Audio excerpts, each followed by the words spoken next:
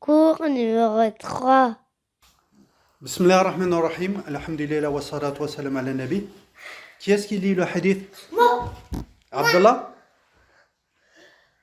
قال هريرة رضي الله عنه عن أبي هريرة رضي الله عنه قال سمعت رسول الله صلى الله عليه وسلم يقول لا يقبل صلاة أحدكم إذا أحدث حتى يتوضأ. لا يقبل الله صلاة أحدكم إذا أحدث قولي له لا يقبل الله. لا يقبل الله صلاة أحدكم إذا أحدث حتى يتوضأ. أحسنت. أنس؟ عن أبي هريرة رضي الله عنه قال رسول الله صلى الله عليه وسلم لا يقبل الله صلاة أحدكم حتى إذا أحدث حتى يتوضأ. زيد؟ عن أبي هريرة رضي الله عنه قال رسول الله لا تقبل الصلاة أحدكم لا يقبل الله صلاة أحدكم إذا أحدث حتى يتوضأ. أيوب عليه. وعن أبي هريرة قال رسول الله لا يقبل صلاة أحدكم إذا أحدث حتى يتوضأ. طيب نذير.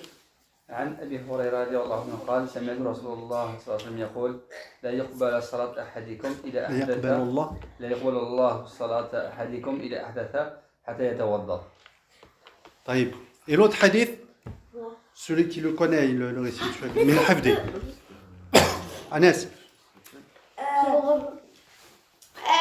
عن عبد الله بن عمرو بن العاص وأبي هريرة وعائشة رضي الله عنهم قال رسول الله صلى الله عليه وسلم ويل للعقاب من النار.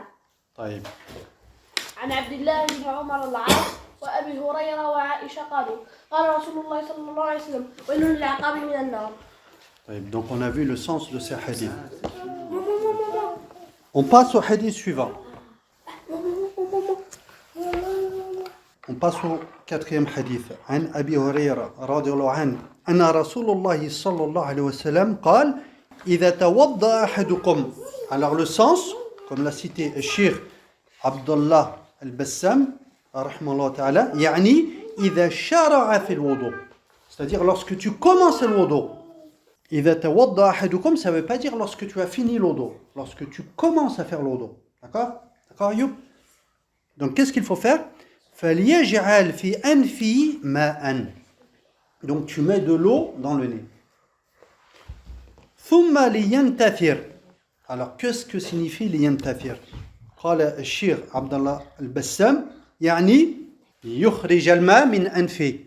لينثر, ça veut dire quoi? يخرج من Voilà, ça veut dire tu fais sortir l'eau du nez. Ça veut dire quoi, Abdallah, لينثر? Sortir l'eau du nez. أحسنت. ومن استجمر فليوتر. Que signifie ومن استجمر فليوتر؟ قال الشيخ عبد الله البسام استجمر استعمل الجمار. C'est quoi le jimar? C'est le hijara. Tu utilises des pierres لقطع الأذى الخارج من أحد السبيلين. Donc c'est lorsque tu fais tes besoins. Lorsque tu fais tes besoins et que tu n'as pas d'eau, par exemple, eh bien tu peux utiliser des pierres pour t'essuyer. D'accord? Donc c'est ce qu'on appelle istajmara, parce que istajmara c'est le jimar, et le jimar c'est le hijara. C'est des petites pierres. C'est les petites pierres, pas les grosses pierres. Hein. Tu t'essuies avec des petites pierres. Donc on peut utiliser des pierres, et il a dit وَمَنْ اسْتَجْمَرَ فَلْيُوتِرْ. Que signifie فَلْيُوتِرْ? Yani, ça vient du witr. Vous connaissez le witr? Le witr, voilà, c'est ça. C'est bimana al-fard. Donc tu utilises thalatha ou khamsa, 3 ou 5 pierres ou 7 pierres. À chaque fois tu rajoutes 2 ou 9 pierres. Et le minimum, c'est 3 pierres. Le minimum, c'est 3 pierres. Parce qu'on a un autre hadith.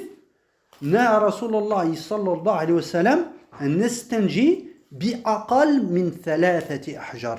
Le prophète a dit qu'il fallait au minimum 3 pierres. Ce hadith est rapporté par Muslim. Oui, Nour. Combien de pierres, Nour? 1, 2 ou 3? On dit 3. Ouais, 3. Oui. C'est bien. Vous avez compris? Donc combien de pierres on utilise? 3 pierres minimum. وإذا استيقظ أحدكم, et lorsqu'on se réveille, وإذا استيقظ أحدكم من نومه, et lorsqu'on se réveille du sommeil, lorsqu'on vient de dormir, فليغسل يديه قبل أن يدخلها في الإناء. Qu'est-ce qu'il faut faire? Il faut se laver les mains avant de l'entrer dans l'ina. L'ina, c'est le récipient où il y a de l'eau. Du jamarat. Par exemple, tu veux faire l'eau d'eau, ils utilisaient un récipient. Voilà. Et je veux un jamarat. ثلاثة. D'accord, Abdallah? Tu te laves les mains 3 fois. ثلاثة. Et puis il a expliqué فإن أحدكم لا يدري أين باتت يده. Le prophète a dit qu'on ne sait pas où est-ce qu'étaient nos mains pendant la nuit. Pendant la nuit, tu ne sais pas où est-ce qu'étaient tes mains. Peut-être que tes mains ont touché une najasa. Mais moi, je Et sais. puis, Faut que je les mette comme ça. d'accord, mais là c'est général. Ça veut dire que certains peuvent bouger, par exemple, peuvent dormir dans un endroit, peuvent bouger. Peut-être qu'il y a une najasa. Il va mettre sa main sur la najasa. Puis il va entrer ses mains dans l'eau. Donc il ne faut pas faire ça. Il faut se laver les mains. Donc ici, il a expliqué la raison. Et le sens de batat yado, alors ça veut dire quoi batat en arabe? Dormir. Genre rester. C'est quelque chose qui se passe quand? La nuit. Fil layl. Donc c'est quelque chose qui se passe la nuit. Alors ici, les savants ont cité 2 avis. Certains savants ont dit que ce hadith concerne seulement le sommeil de la nuit. Lorsque tu as dormi la nuit, que tu te réveilles, avant de mettre tes mains, tu les laves 3 fois. Et d'autres ont dit non, c'est général. Tu fais une sieste l'après-midi, il faut se laver également.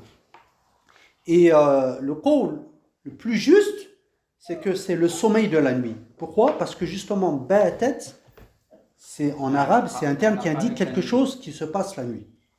Comme l'a cité Cheikh Ibn Uthaymin. Al-Zahir annahu fi nawm al-layl. Mais il a dit que la journée, tu peux également le faire. C'est pas obligé, mais tu peux le faire. Tu fais une sieste, tu t'es réveillé, tu te laves les mains avant.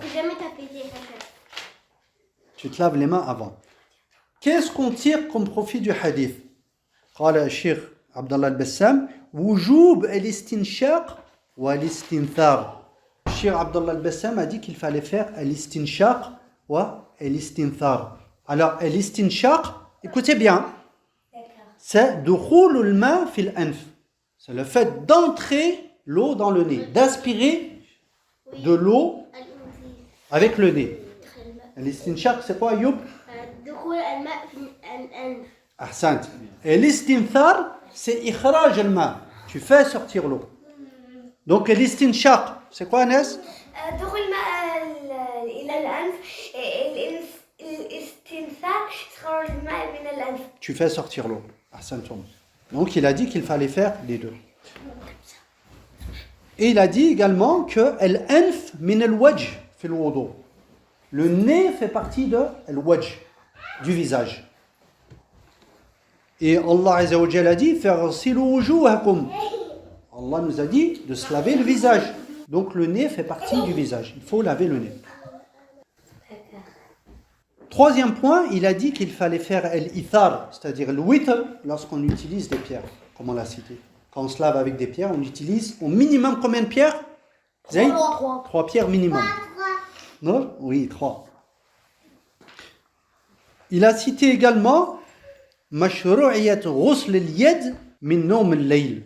Donc comme on l'a vu, il a dit, lorsqu'on a dormi, lorsqu'on se réveille le matin, il faut se laver les mains 3 fois avant de les plonger fi al-ina, dans le récipient. Et il a cité an-nahi an idkhaliha al-ina qabla ghusliha. Donc avant de plonger ses mains dans al-ina, dans le récipient, il faut les laver 3 fois. Ma hukm al-ma, et cette eau-là, dans laquelle on a plongé les mains, c'est quoi ce hukm? Est-ce qu'elle est encore tahour ou elle est najis? Elle est impure ou elle est pure encore? Si on a fait pipi dedans, elle est impure, mais si on n'a rien fait dedans, elle est pure. Non, on n'a pas fait pipi dedans, là. On a juste mis le main dedans. On a mis les Elle mains. est pure. Elle est tahor, elle est pure. Oui, elle est tahor. Oui, tu peux l'utiliser encore. Exactement. والظاهر من تعليل مشروعية غسلها النظافة. Donc en apparence, la raison c'est النظافة. C'est pour qu'elle reste propre.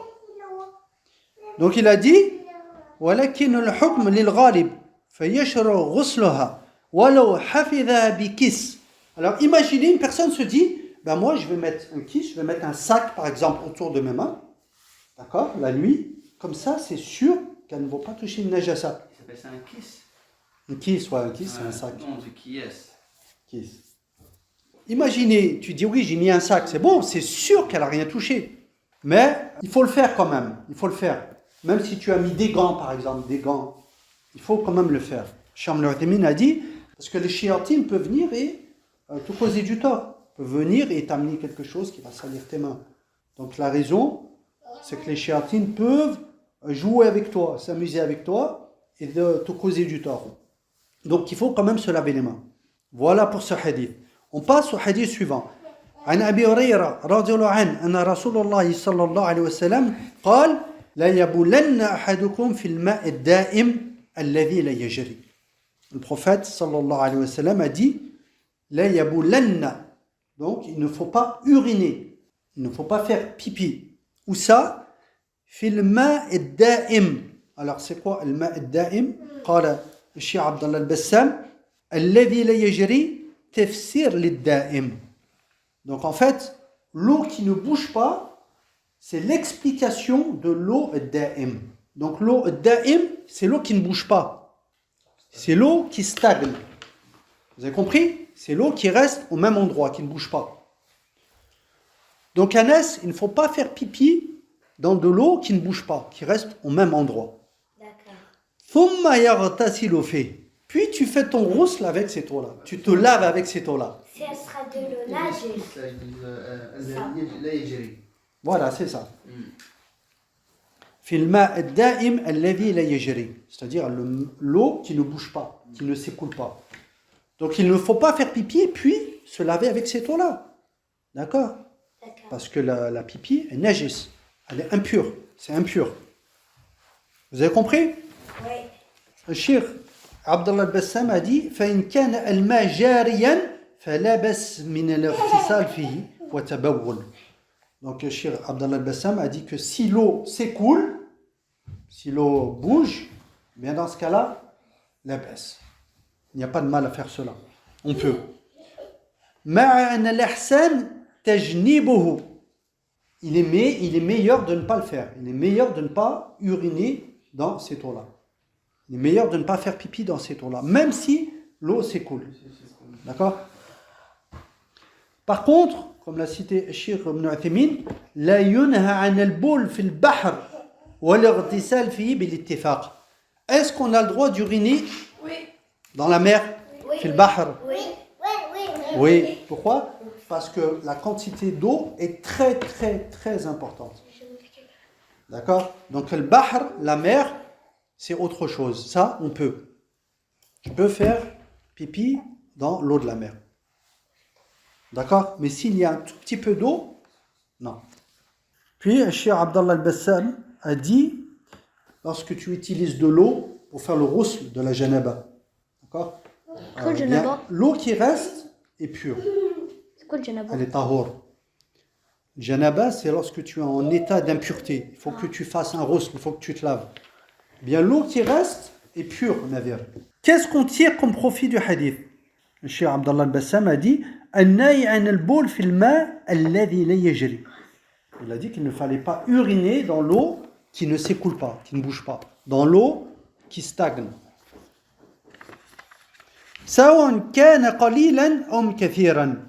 Qu'il y ait un petit peu d'eau ou beaucoup d'eau. Comme on a dit, la mer, c'est autre chose. Pourquoi? Parce que la quantité d'eau est énorme. Là, on peut le faire. Donc, l'eau de la mer ne va pas devenir impure à cause de ça. Voilà. Le deuxième point, قال النهي عن الاغتسال في الماء الدائم بالانغماس فيه. Si tu as un tout petit peu d'eau qui stagne, si tu as un tout petit peu d'eau qui ne bouge pas, il ne faut pas faire le ghusl en plongeant dedans.